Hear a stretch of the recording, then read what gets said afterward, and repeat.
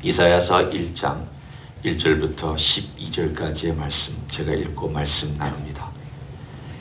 유다 왕 우시야와 요담과 아하스와 히스기야 시대에 아모스의 아들 이사야가 유다와 예루살렘에 관하여 본 계시라. 하늘이여 들으라, 땅이여 귀를 기울이라. 여호와께서 말씀하시기를 내가 자식을 양육하였거늘 그들이 나를 거역하여도다. 소는 그 임자를 알고 나귀는 그 주인의 구유를 알건만은 이스라엘은 알지 못하고 나의 백성은 깨닫지 못하는도다 하셨도다. 슬프다 범죄한 나라요, 허물진 백성이요, 행악의 종자요, 행위가 부패한 자식이로다. 그들이 여호와를 버리며 이스라엘의 거룩하신 이를 만홀히 여겨 멀리하고 물러갔도다. 너희가 어찌하여 매를 더 맞으려고 패역을 거듭하느냐. 온 머리는 병들었고 온 마음은 피곤하였으며 발바닥에서 머리까지 상한 곳이 없이 상한 것과 터진 것과 새로 맞은 흔적뿐 이거를 그것을 짜며 싸매며 기름으로 부드럽게 함을 받지 못하였도다. 너희의 땅은 황폐하였고 너희의 성읍들은 불에 탔고 너희의 토지는 너희 목전에서 이방인에게 삼켜졌으며 이방인에게 파괴됨 같이 황폐하였고 딸 시온은 포도원의 망대같이 참외밭의 온두막같이 에워싸인 성읍같이 겨우 남았도다. 만군의 여호와께서 우리를 위하여 생존자를 조금 남겨두지 아니하셨다면 우리가 소돔 같고 고모라 같았으리로다. 너희의 소돔의 관원들아, 여호와의 말씀을 들을지어다. 너희 고모라의 백성아, 우리 하나님의 법에 귀를 기울일지어다. 여호와께서 말씀하시되 너희의 무수한 재물이 내게 무엇이 유익하뇨?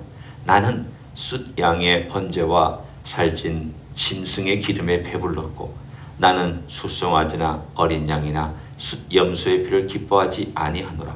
너희가 내 앞에 보이러 오니 이것을 누가 너에게 요구하였느냐? 내 마당만 밟을 뿐이니라. 아멘. 오늘부터 이사야서에 들어갑니다. 이사야는 오늘 1장 1절에 나와 있는 것처럼 우시야, 요담, 아하스, 히스기야 네 왕의 시대에 걸쳐서 사역을 했고, 그리고 다섯 번째 히스기야의 아들인 므낫세에 의해서 순교를 당했다, 그렇게 알려져 있습니다. 아마 선지자 중에 제일 오래 활동한 사람 중에 하나고 제일 많은 메시지를 전한 선지자입니다. 선지자 중에 크게 둘로 나누면 하나는 활동하는 선지자, 기적이라든가 이사라든가 또는 어떤 그런 미래의 일들을 바로바로 알려준다든가 이런 선지자가 있습니다. 엘리야와 엘리사가 그 선지자에 속합니다. 이사야 같은 사람, 그리고 우리가 성경에 쓰여져 있는 많은 선지서를 쓴 사람들의 활동은 기적과 이사가 없습니다. 주로 메시지를 전하는 그러한 선지자 활동을 했습니다. 그러니까 어떤 면에서는 우리가 꼭 두 가지를 다 나눌 필요는 없지만 대략 그렇게 나눌 수 있겠구나. 그 중에 바로 대선지자라고 알려진, 왜 대선지자냐? 그가 위대해서가 아니고 그가 많은 양의 활동을 했다, 메시지를 전했다, 큰 책을 썼다는 점에서 대선지서, 그리고 대선지서를 쓴 대선지자, 이렇게 얘기를 합니다. 오늘 그 메시지의 첫 출발은 무척이나 무겁습니다. 이사야는 소망의 메시지를 중간중간에 쓰기도 하고, 그리고 뒤에 가보면 소망의 메시지가 뭉쳐서 나오지만, 그러나 그의 출발, 메시지 출발은 무겁고 힘들고 받아들이기에 딱딱한 메시지입니다. 보십시오. 2절부터 바로 메시지가 들어갑니다.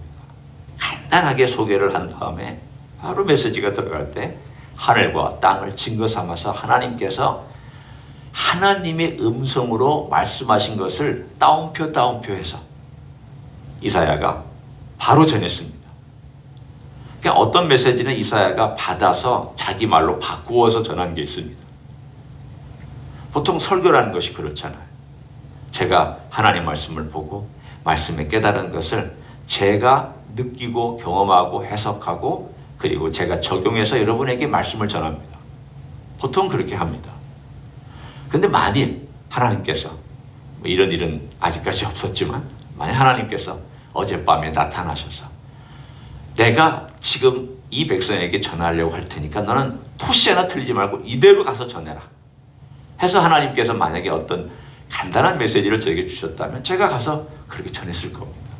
그 말씀이 바로 2절 3절의 말씀입니다. 한번 보십시오. 들어보십시오. 하늘이여 들으라. 땅이여 귀를 기울이라. 여호와께서 말씀하시기를, 여기서부터가 하나님이 직접 말씀하신 내용을 옮긴 것입니다. 내가 자식을 양육하였거늘 그들이 나를 거역하였도다. 소는 그 임재를 알고 나귀는 그 주인의 구유를 알건만은 이스라엘은 알지 못하고 나의 백성은 깨닫지 못하는도다 하셨도다.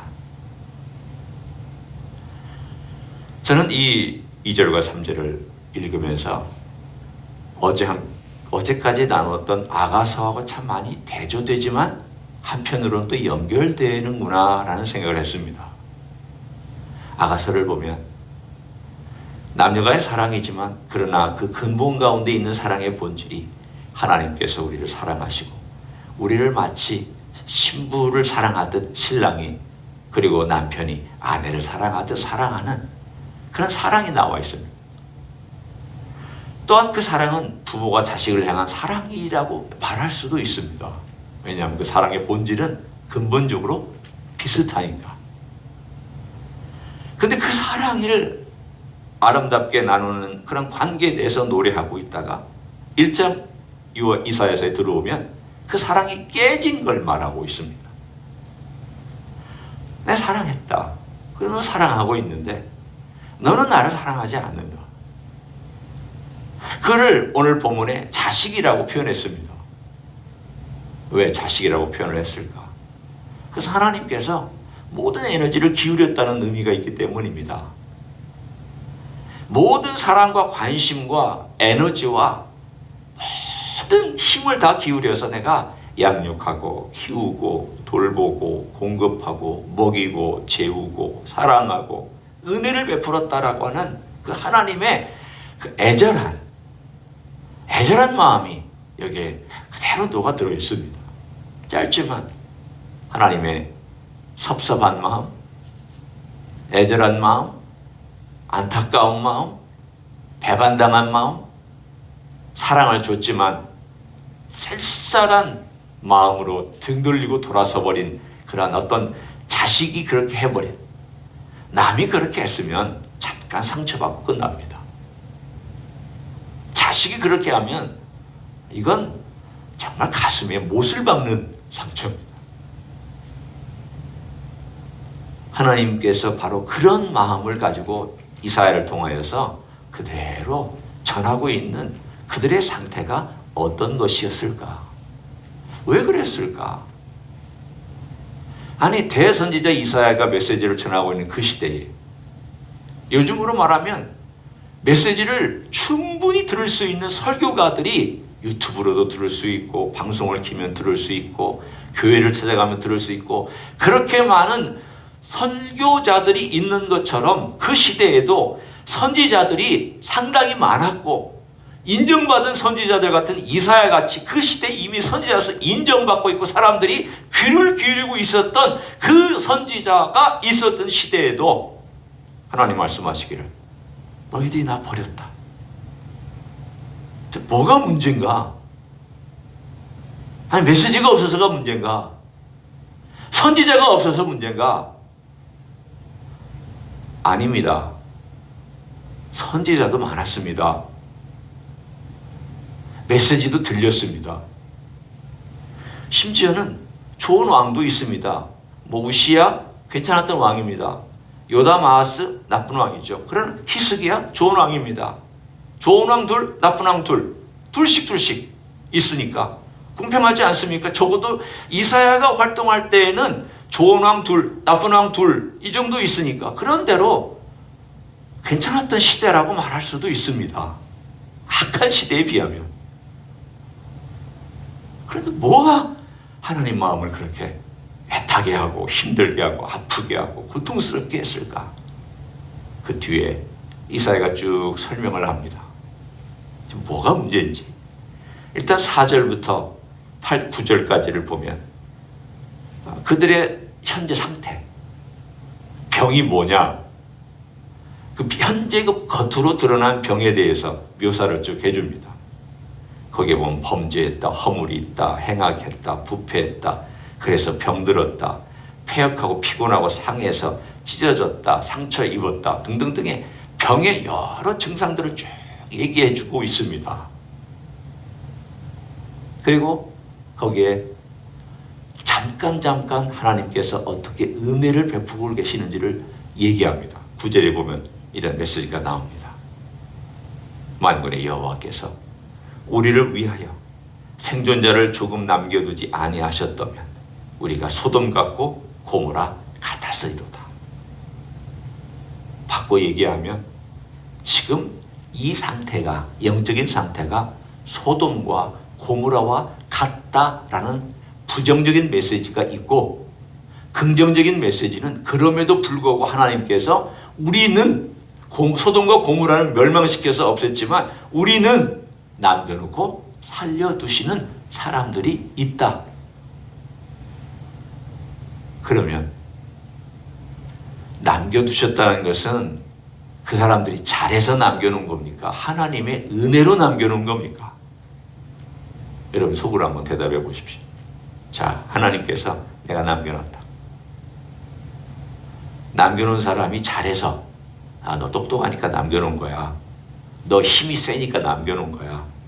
너 순종 잘하니까 남겨놓은 거야. 그래서 남겨놓은 겁니까? 아니면 불쌍해서 그래도 남겨놓은 겁니까? 후자입니다. 후자입니다. 하나님 마음 한편에는 소돔과 고모라와 같으면 다 쓸어버리셔야죠. 죄송한 표현이지만 하나님께 소돔과 고모라는 유황불과 온갖 것으로 깨끗하게 청소하셨습니다. 정말 인간의 역사 속에서 이렇게 잔인할 수 있을까 싶을 정도로 하나님께서 그들의 범죄가 너무 심각해서 그렇게 하셨습니다. 그럼 유다를 보면 어떠냐? 우리는 좀 설마요. 여기 하나님의 성전도 있고 우리가 날마다 제사도 드리고 있고 우리가 하나님께 찬양도 드리고 우리 레위 지파는 날마다 하나님께 성가대를 드리지 않습니까? 우리는 아침과 저녁에 번제를 늘 상번제를 드리고요. 우리는 절기 때마다 하나님을 찬양합니다. 그리고 금식도 합니다. 우리는 하나님의 이름을 부르며 여호와 이름으로 축복하고 여호와께 나오지 않는 사람들이 있으면 11조 안 바친 사람이 있으면 그러지 말라고 얘기를 하고 사람들로 하여금 순종하라고 우리는 얘기하고 그렇게 살아갑니다. 오늘 그 뒤에 이야기가 나와 있는 내용입니다. 그 사람들의 변명을 하나님께서 얘기해 주고 있는 겁니다. 너희들은 여기 와서 소와 양과 염소와 이런 제물 바치는 것 너무 열심이다. 기도하는 것도 너무 열심이다. 모든 게 다 열심이다. 그런데 내가 너무 피곤하다. 너 때문에 너무 피곤하다. 내 마음이 너무너무 피곤하고 내 마음이 너무너무 힘들다. 하나님께서 직접 말씀하셨잖아요. 어디 있냐면 13절과 14절 우리가 읽지 않았지만 거기에 있습니다. 13절 제가 읽을 테니까 한번 그런 내용을 들어보십시오. 헛된 재물 다시 가져오지 말라. 분향은 내가 가증히 여기는 바요. 월삭과 안식일과 대회로 모이는 것도 그러하니 성의와 아울러 악을 행하는 것을 내가 견디지 못하게 되라. 14절 내 마음이 너의 월삭과 정한 절기를 싫어하나니 그것이 내게 무거운 짐이라 내가 지기에 곤비하였느니라. 무슨 표현입니까? 난 너희들이 와서 예배한다고 해서 내가 너희들과 함께 있으려고 너희와 함께 하지만 너희들이 와서 그 피 묻은 손으로 제물을 드리는 것 때문에 내가 너무 마음이 아프고 힘들다. 아니 제물을 받아야 돼 말아야 돼. 지금 하나님 입장에서 제가 한번 바꿔서 얘기하는 겁니다. 인간적인 표현으로. 내가 이 제물을 받을 수 있나? 이 더러운 피, 더러운 손으로. 어떻게 저럴 수 있을까? 입술로는 번질번질한 올리브유를 발라서 번질번질한 말을 하는데 어떻게 이 속은 하나도 변하지 않은 채 그렇게 할 수 있을까? 오늘 그들의 근본적인 문제에 대한 이야기가 1장부터 턱 하고 나와 있습니다. 그들의 근본적인 문제는 무엇입니까? 열심히 한 거 아닙니다. 안식일을 안 지키는 것도 아닙니다. 재물 안 가져오는 것도 아닙니다. 기도하지 않는 것도 아닙니다. 다 열심히 했습니다. 근데 이 열심이 뭐가 문제였을까요? 이것 가지고 하나님을 매수하려고 했습니다. 영어의 표현에 buy out이라는 말이 있습니다. 매수한다는 거죠. 내가 이걸 가져와서 하나님으로부터 뭔가를 끌어내는, 이게 매수입니다. 하나님 마음에 환심을 사서 그걸 가지고 내 목적을 이루려고 하는가. 보통 물건을 가져와서 그렇게 하려는 거면 뇌물이 되기도 하고, 또는 내가 어떤 것을 딜해서 얻어내려고 할 때는 딜한다, 혹은 매수한다. 내가 이만큼 전체를 바칠 테니까 당신의 전체를 나에게 주시오. 이런 어떤 매수라고 하죠. 어떤 표현이든지 오늘 바로 이 이야기의 가장 근본적인 사람들의 동기를 얘기해 주는 게 들어맞습니다. 하나님은 그 사람들에게 이용 대상일 뿐이었습니다. 나를 행복하게 해주시오. 내 자식 축복해 주시오. 내 재산을 늘어나게 도와주시오. 나 병들지 않게 해주시오. 내 삶이 풍요롭게 만들어 주시오. 이러한 고대 종교의, 우상 종교에 있었던 형태를 그대로 가져가서, 대상만 하나님이지 동기나 방식은 그들과 다를 바가 없었습니다. 하나님께서 그걸 원치 않으셨습니다. 하나님이 제사제도를 만든 것은 마음을 가져와서 통회하는 마음으로 하나님을 찾으라고 제사제도를 만들어 놓으셨잖아요. 제사를 드리는 게 중요한 게 아니라 제사를 통하여 하나님께 나와 하나님께서 뭘 원하시는 걸 알고, 내가 잘못 살았구나.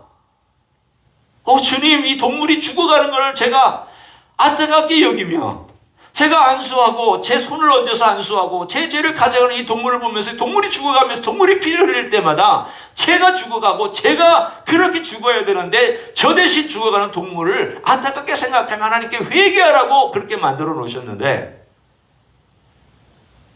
동물 가져오는 게 집중하고 있고, 동물을 가져와서 하나님의 환심을 살려고 하고 있고, 하나님과 거래를 하려고 하고 있고, 오늘 본문에 보면 성전 뜰만 받고 왔다 갔다 하면서 하고 있는 그들의 마음을 보면서 하나님께서 마음이 너무 힘들고 말귀를 못 알아들으니까,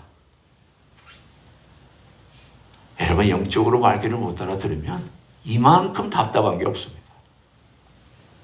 우리가 세상에 살아가는 동안에도 말귀를 못 알아듣는 사람이 있습니다. 이렇게 말귀를 못 알아듣느냐고 그러잖아요. 자, 하나님 입장을 바꾸는 거 생각해 보십시오. 우리가 자식들이고요, 하나님의 아버지신데 하나님 말씀하신 것을 다 자기식대로 해석하는 거예요. 내가 원하는 방식대로 다 해석을 하고, 다 자기 방식대로 살아가요. 그러면 이 아버지 하나님께서 그 자식들을 보면서 이렇게 말귀를 못 알아듣느냐고 그렇게 하실 거예요. 그 가장 중요한 게 무엇입니까? 핵심은 나를 바꾸지 않으려는 데 있습니다. 오늘 그들의 내용을 한번 보십시오. 15절에 얘기한 내용이니까. 너희가 손을 펼 때 내가 내 눈을 너에게 가리고 너희가 많이 기도할지라도 내가 듣지 아니하리니 이는 너의 손에 피가 가득함이라. 결국 뭐예요? 16절에 하나님이 요청하시는 거예요. 너희는 스스로 씻으며 스스로 깨끗하게 하여 내 목전에서 너희 악한 행실을 버리며 행악을 그치고 선행을 배우며. 17절 간단하게 요약합니다. 사랑하는 성도 여러분, 그럼 우리는 그 정도는 아닙니다. 피 흘리지 않잖아요. 우리는 그렇게 악한 행실을 하지 않잖아요. 우리는 그렇게 나쁜 짓 하지 않잖아요. 라고 우리는 그렇게 빠져나갈 수도 있습니다. 그러나 그렇지 않습니다. 그들이 가지고 있었던 것은 지금 우리도 똑같이 행합니다. 우리가 똑같이 행하는 게 뭔가? 예수 믿으면서도, 교회 다니면서도 날 변화시키지 마라. 나는 변화될 수 없다. 그리고 예수 믿는 거. 이게 이 사람들의 행위예요. 네가 변해야지 왜 내가 변하느냐. 나는 고치려고 하지 말고 네가 고쳐라. 이거 예수 안 믿는 사람이 얘기고, 예수 믿는 사람은 내가 고쳐야지. 이게 예수 믿는 사람이 얘기예요. 예수 안 믿는 사람은 다른 사람을 조정해서 자기 이익을 맞추죠. 예수 믿는 사람은 나를 조정해서 다른 사람이 이익에 맞춰주는 거예요. 나를 조정한다는 건 내가 뭔가 잘못됐구나. 내가 낮아져야 되는구나. 우리 주님의 도움이 필요하구나. 내 행동을 바꿔야 되는구나. 내 말투를 바꿔야 되는구나. 내 마음의 중심을 바꿔야 되는구나. 여러분, 우리의 말투나 행동이나 내 중심적인 사고나 다른 사람을 나에게 맞추려고 하는 것은 다 악한 행위입니다. 악한 행위입니다. 다른 사람 피 흘리는 겁니다. 왜? 상처를 주니까 피 흘리는 거죠. 꼭 칼로 찔러야만 피 흘리는 건 아니잖아요. 그러니까 그거 안 버리는 거예요. 그걸 고치려고 하지는 않고 하나님께 기도하고 하나님께 예배하고, 그 누가 뭐라 그러면 나 그렇게 살지 말라고 그러고, 너 누가 만약에 상처를 주면 제가 나에게 상처를 줘서 그렇다고. 이거는 악한 행위라는 뜻입니다. 누구에게 있느냐? 바로 저에게 그런 게 있는 거죠. 우리는 우리 스스로 안에 이런 악한 것이 있구나. 하나님 보실 때에 그런 악한 마음과 변하지 않은 마음과 돌같은 마음을 가지고 와서 기도하고 있다면 하나님이 얼마나 우리의 마음을 가증하게 보시겠느냐는 거예요.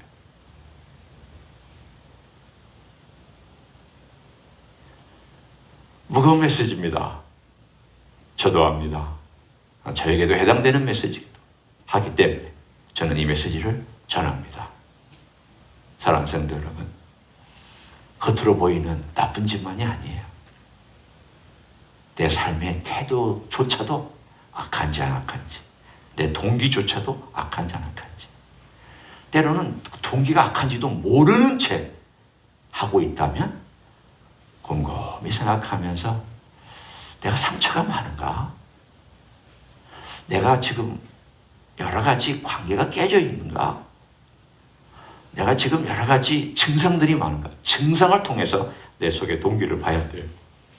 왜 주님께서는 증상도 얘기해주고 그 원인도 얘기해주고 계시느냐? 원인을 잘 모르니까 증상을 자꾸 얘기해줘서 발견하라고, 거슬러 가서 보라고.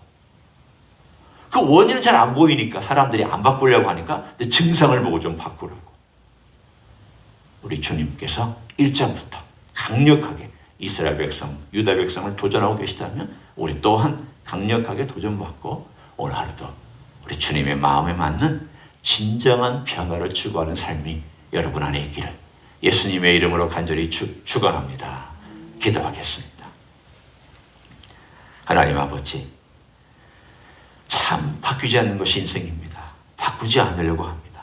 바꾸기 싫어하고 변화를 추구하지도 않고 변화하는 것을 두려워하고 변화한 것을 게을르게 생각하고 그것을 또한 요청하는 것에 대해서도 거부할 때가 참 많습니다.